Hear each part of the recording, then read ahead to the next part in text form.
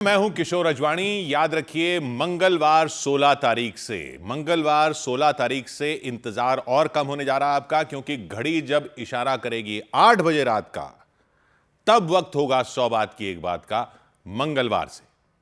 लेकिन अमेरिका और ईरान के बीच सिर्फ परमाणु वाले मुद्दे को लेकर ही तनातनी नहीं चल रही थी, बल्कि स्ट्रेट ऑफ हॉर्मूज पर लगी जो पाबंदी है उसने भी बातचीत में रुकावट डालने का काम किया, क्योंकि तेल व्यापार के इस अहम रास्ते पर ईरान की सेना बैठी है। उसने जंग के शुरुआती दिनों से ही वहां कब्जा जमा रखा है। कारोबारी जहाजों का निकलना मुश्किल कर दिया है। कई जहाजों पर हमले भी हो चुके हैं। अमेरिका ने भी नाकेबंदी फिर लगा दी जवाब में। उसकी नेवी हॉर्मूज गलियारे के बाहर मोर्चा संभाले बैठी है। वो ईरान की तरफ जाने वाले, वहां से आने वाले जहाजों को रोकने का दावा करती है।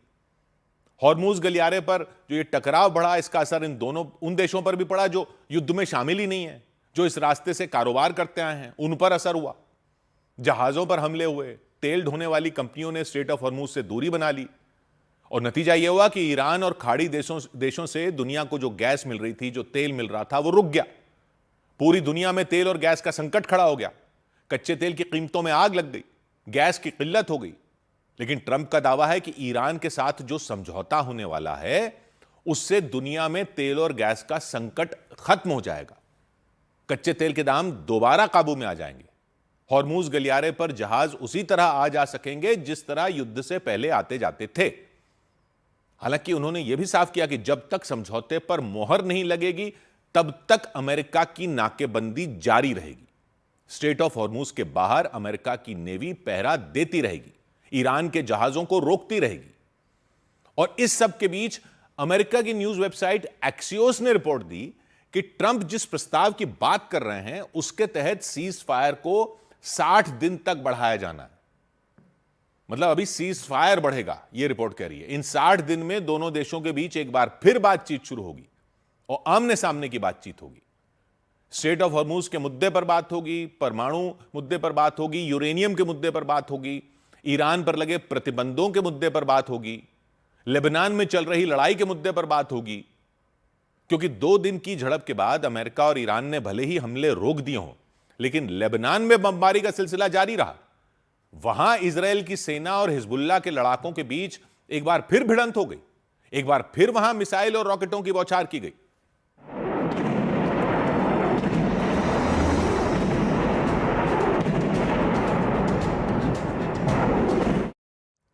हिजबुल्लाह ने रॉकेट हमलों में इजरायल के कई सैन्य ठिकानों को दहलाने का दावा किया।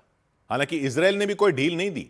उसने भी लेबनान में हिजबुल्लाह के अड्डों पर जमीन और आसमान से हमले जारी रखे, जबकि ईरान कई बार लेबनान में हमलों का विरोध कर चुका है, इजरायल को धमकी दे चुका है। पिछले हफ्ते तो उसने इजरायल के कई शहरों पर मिसाइल हमले भी कर दिए थे। इसके जवाब में इजरायल ने भी ईरान की धरती पर मिसाइलें दाग दी थी। हालांकि बाद में दोनों ही तरफ से हमले रोक दिए गए थे, लेकिन लेबनान पर इजरायल के हमले जारी रहे। रिपोर्ट है कि ट्रंप जिस प्रस्ताव की बात कर रहे हैं, उसमें लेबनान का भी जिक्र है। वहां भी हमले रोकने की बात कही गई है, क्योंकि ईरान ने साफ किया था कि वो युद्ध विराम को तभी मानेगा जब लेबनान में भी बमबारी थम जाएगी। तो यह रिपोर्ट कहती है कि डोनाल्ड ट्रंप के बताए प्रस्ताव में सीज फायर को 60 दिन बढ़ाने की बात की गई है, यानी 2 महीने के लिए, और इसके तहत लेबनान में भी हमले रोके जाएंगे। इन 2 महीनों में अमेरिका और ईरान के बीच सीधी बातचीत होगी, और सबसे पहले इस बात पर चर्चा होगी कि ईरान के पास जो यूरेनियम है, उसे कैसे नष्ट किया जाए। यह रिपोर्ट कह रही है ईरान अगर इस शर्त को मानता है, तो उस पर जो आर्थिक प्रतिबंध लगे हैं, अमेरिका उन्हें धीरे धीरे कम करेगा। दूसरे देशों में ईरान की संपत्तियां फ्रीज की गई हैं, वो उसे लौटा दी जाएंगी। हालांकि ये सारी बातें एक्सियोस की रिपोर्ट में है। अमेरिका और ईरान की तरफ से कोई आधिकारिक घोषणा नहीं हुई ऐसी। इधर अमेरिका और ईरान में समझौते की जो अटकलें आई, उनके बीच ईरान का खार्क द्वीप अमेरिकी फौज के निशाने पर आ गया। अमेरिका के मीडिया में कुछ ऐसी खबरें आई जिन्होंने पूरी दुनिया का ध्यान खींचा। अमेरिका के रक्षा विभाग, पेंटागन और व्हाइट हाउस के हवाले से रिपोर्ट छापी गई और बताया गया कि अमेरिकी फौज खार्क द्वीप पर पूरी तरह कब्जे का प्लान बना चुकी है। वो उसे इस जंग का एंड गेम ऑप्शन मान रही है, मतलब ऐसा कदम जिससे वॉर पूरी तरह खत्म हो जाएगी। खार्क द्वीप पर कब्जा कर लेगा अमेरिका और तब वॉर खत्म होगी। लेकिन रिपोर्ट ये भी कह रही है कि अमेरिकी फौज को यह भी एहसास है कि इस कदम को उठाने में जोखिम भी बहुत है, भारी नुकसान होने की भी आशंका है।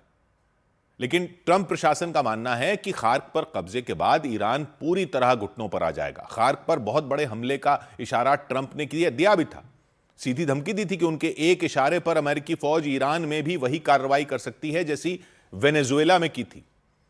सोशल मीडिया पर पोस्ट डाली थी उन्होंने कि अमेरिका जल्द ही ईरान के खार्क आइलैंड पर कब्जा कर लेगा। फिर अमेरिका के मीडिया में कई तरह की खबरें छपी। व्हाइट हाउस और पेंटागन के हवाले से बताया गया कि ईरान के खार्क द्वीप पर अमेरिका अपनी फौज तक उतार सकता है। मतलब वहां केवल हवाई हमला नहीं करेगा बल्कि ग्राउंड ऑपरेशन किया जा सकता है, क्योंकि अमेरिका की सेना को यह पता है कि खार्क पर कब्जे के लिए सिर्फ हवाई हमला काफी नहीं होगा, बड़ी संख्या में सैनिकों को जमीन पर उतारना पड़ सकता है। ईरान का यह छोटा सा द्वीप है फारस की खाड़ी में, ईरान के दक्षिणी तट से करीब 30 किलोमीटर की दूरी पर ही है। आकार में तो बेहद छोटा है, नक्शे पर देखने पर यह एक डॉट या बिंदु जैसा दिखता है, लेकिन ईरान के लिए इसकी अहमियत बहुत है। ईरान का करीब 90% तेल यहीं से दूसरे देशों में जाता है। वहां करीब 3 करोड़ बैरल कच्चा तेल स्टोर करने की क्षमता है, टैंक बने हुए। रोजाना करीब 70 लाख बैरल कच्चा तेल जहाजों पर वहां से लोड किया जा सकता है, इतनी क्षमता है उसकी। रोजाना 70 लाख बैरल। ईरान के अलग अलग इलाकों में जो तेल निकलता है उसको पहले फारस की खाड़ी तक लाया जाता है, वहां खार्क द्वीप पर जमा किया जाता है, और इस द्वीप पर ईरान ने तेल के बड़े बड़े टैंक बना रखे हैं। और ये यहां पर इसलिए लाया जाता है तेल को क्योंकि खार्क द्वीप के आसपास समुद्र गहरा है। समुद्र गहरा है तो यहां पर बड़े तेल टैंकर जहाज आ सकते हैं जो ईरान के बाकी तट पर नहीं आ सकते। वहां छोटे तेल टैंकर जहाज जा सकते हैं बाकी बंदरगाहों पर। इसलिए खार्क द्वीप पर सारा कच्चा तेल लाया जा सकता है क्योंकि यहां से बड़े टैंकर लोड हो सकते हैं, यहां स्टोर किया जाता है, फिर जहाजों पर यहां से लादा जाता है क्योंकि यहां से बड़े जहाज लादे जा सकते हैं, बड़े टैंकर जहाज लादे जा सकते हैं और दुनिया के दूसरे देशों तक पहुंचाया जाता है। और तेल बेचकर ही ईरान की कमाई होती है, उसकी अर्थव्यवस्था चलती है। इसीलिए खार्क द्वीप को ईरान की अर्थव्यवस्था की रीढ़ कहा जाता है। लेकिन जंग की शुरुआत से ही ट्रंप की नजर ईरान के इसी द्वीप पर है और ईरान ने भी खतरे को भांपते हुए शुरुआत में ही खार्क द्वीप की सुरक्षा बढ़ा दी, सैनिकों की संख्या वहां बढ़ा दी, मिसाइलें तैनात कर दी, एयर डिफेंस सिस्टम लगा दिए। खबरें तो यह भी आई कि खार्क द्वीप के आसपास ईरान की IRGC सेना ने बारूदी सुरंगें बिछा दी। मतलब दुश्मन से मुकाबले और खार्क द्वीप की रक्षा के लिए ईरान ने पूरा इंतजाम कर लिया। इस सब के बीच ईरान की फार्स न्यूज एजेंसी जो है उसने बताया कि ईरान इलॉन मस्क की कंपनियों को टारगेट कर सकता है।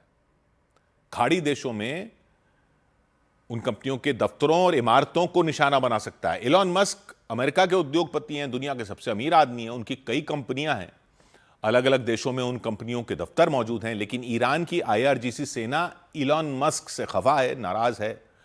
मस्क भी उसको टारगेट करते रहते हैं ईरान को। फार्स न्यूज एजेंसी की रिपोर्ट कहती है ईरान ने इलॉन मस्क पर कई आरोप लगाए कि इलॉन मस्क की कंपनियों ने युद्ध से पहले और युद्ध के दौरान अमेरिका और इजरायल की मदद की, खासकर स्टारलिंक लें। स्टारलिंक भी इलॉन मस्क की कंपनी है, सैटेलाइट के जरिए इंटरनेट सर्विस देती है। ईरान का आरोप है स्टारलिंक का इस्तेमाल करके अमेरिका और इजरायल ने ईरान पर हवाई हमले किए थे, उसकी तेल रिफाइनरियों को निशाना बनाया था। फार्स न्यूज एजेंसी की रिपोर्ट के मुताबिक जनवरी-फरवरी में जब ईरान में महंगाई को लेकर प्रदर्शन हुए थे तो उस वक्त भी स्टारलिंक ने वहां फ्री इंटरनेट सुविधाएं देनी शुरू कर दी थी, जबकि ईरान की सरकार ने प्रदर्शनों को देखते हुए इंटरनेट सेवा बंद कर दी थी। लेकिन स्टारलिंक ने इंटरनेट वहां देना शुरू कर दिया था और लोगों ने स्टारलिंक इस्तेमाल करके इंटरनेट की सेवा लेनी शुरू कर दी थी। ईरान ने आरोप लगाया स्टारलिंक की वजह से ईरान में हालात और बिगड़ गए थे और दंगे शुरू हो गए थे। ईरान को शक है कि स्टारलिंक के सैटेलाइट उसकी सुरक्षा में भी सेंध लगा रहे हैं। आसमान से ईरान की एक एक इंच जमीन पर नजर रखी जा रही है, सैन्य अड्डों की निगरानी की जा रही है, जासूसी की जा रही है। तो फार्स न्यूज एजेंसी की रिपोर्ट कहती है कि स्टारलिंक के अलावा ईरान ने इलॉन मस्क की सोशल मीडिया कंपनी एक्स पर भी आरोप लगाया। एक्स भी इलॉन मस्क की है। ईरान का आरोप है एक्स के जरिए अमेरिका ने ईरान के खिलाफ सोशल मीडिया पर दुष्प्रचार किया, उसकी छवि खराब की, ईरान की IRGC सेना के बारे में गलत और भ्रामक बातें फैलाई। उसी वजह से ईरान इलॉन मस्क की कंपनियों पर भड़का हुआ। फार्स न्यूज एजेंसी की रिपोर्ट के मुताबिक ईरान की आईआरजीसी सेना ने इलॉन मस्क की सभी कंपनियों को अपनी टारगेट लिस्ट में शामिल किया हुआ है। मतलब ईरान किसी भी वक्त इलॉन मस्क की कंपनियों पर हमला कर सकता है, मिसाइल और ड्रोन तक से अटैक कर सकता है और तबाही मचा सकता है। ईरान ने साफ कर दिया वो खाड़ी देशों में मौजूद इलॉन मस्क की कंपनियों को निशाना बनाएगा। सऊदी अरब, यूएई, कुवैत, बहरीन, ओमान में इलॉन मस्क की कंपनियों के कई दफ्तर हैं। ईरान का कहना है इन सभी देशों में इलॉन मस्क की कंपनियों के दफ्तर उसकी ताकतवर मिसाइलों के निशाने पर है। फिर खाड़ी देशों में मौजूद इलॉन मस्क की कंपनियों पर हमले का खतरा मंडराने लग गया। फार्स की रिपोर्ट के मुताबिक ईरान ने इजराइल और जॉर्डन में भी इलॉन मस्क की कंपनियों पर हमले करने की घोषणा कर दी। मतलब ईरान ने अमेरिका को एक बार फिर खुली धमकी दे दी, चुनौती दी कि वो ईरान की जासूसी में जुटी इलॉन मस्क की कंपनियों को नहीं छोड़ने वाला। इससे पहले भी ईरान की आईआरजीसी सेना गूगल, एप्पल और माइक्रोसॉफ्ट ऐसी 18 अमेरिकी कंपनियों को निशाना बनाने की धमकी दे चुकी है।